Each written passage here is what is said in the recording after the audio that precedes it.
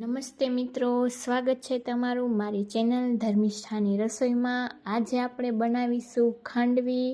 તો ખાંડવી અમુક ટિપ્સ સાથે બનાવીશું તો તમારી ખાંડવી પણ એકદમ સરસ બનીને તૈયાર થશે। તો આપણે મેજરમેન્ટનું ખાસ ધ્યાન રાખીશું। તો આ મેં 1 વાટકીના માપથી ચણાનો લોટ લીધેલો છે, તે જ વાટકીના માપથી 1 વાટકી દહીં લીધેલું છે।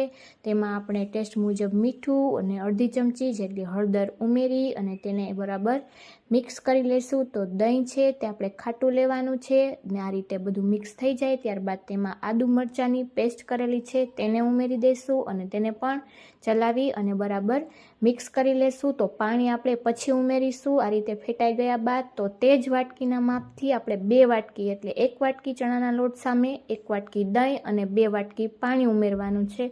જો આ જ રીતે તમે પરફેક્ટ માપથી બનાવશો તો તમારી ખાંડવી પણ પહેલી જ વારમાં પરફેક્ટ બનશે। ત્યારબાદ આપણે 1 ચમચી જેટલી ખાંડ જે બધા જ ખટાશને બેલેન્સ કરવા નાખેલી હતી, હવે આપણે એક પેનમાં આ રીતે બધા જ બેટરને લઈ લેશી। તો આપણે નોનસ્ટિક પેન લીધેલું છે જેથી કરીને વધારે ચીપકે નહીં।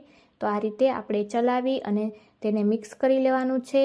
તો આ રીતે મેં 20 મિનિટ જેવું ચલાવી અને આપણે તૈયાર કરી લીધી છે ખાંડવી। હવે આપણે ગરમા ગરમ હોય ત્યારે જ આપણે કોઈ પણ તમે ત્રાસમાં કે થાળીમાં આ રીતે તાવીથાની કે કોઈ પણ તમારે ટૂલની મદદથી કે ચમચાની મદદથી તમે આ રીતે તેને પાથરી અને બનાવી શકો। તો મેં આ રીતે ત્રાસ ઉપર આ રીતે પાથરી અને તેને આપણે આ રીતે કટ કરી લેશી। તો મેં થાળી અને આ રીતે ત્રાસ બંનેમાં બેટરને પાથરી અને કરી લીધેલું છે। તો આ પ્રક્રિયા આપણે ખૂબ ઝડપથી કરવાની છે। જો આપણું બેટર છે તે ઠરી જશે તો પછી તે આ રીતે આપણા રોલ નહીં બને।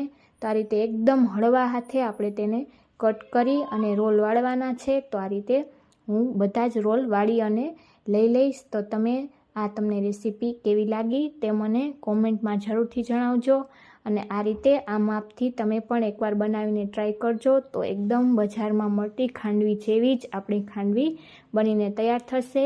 તો આ રીતે બધા જ રોલ આપણે હળવા હાથેથી વાળી અને તૈયાર કરી લેશું। તો આપણે કોઈ પણ જાતની ઉતાવળ કર્યા વગર આ રીતે તેને હળવા હાથેથી વાળતા જશું તો એકદમ સરસ પરફેક્ટ આપણા રોલ વળીને તૈયાર થશે।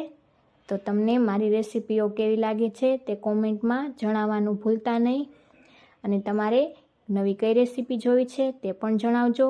હવે આપણે વઘાર માટે પેનમાં 1 ચમચી તેલ ગરમ થાય ત્યારબાદ રાઈ અને રાઈ તતડે ત્યારબાદ આપણે 1 ચમચી તેલ અને મીઠા લીમડાના પાન ઉમેરી અને વઘારને આપણે ખાંડવી પર પાથરી દેશી।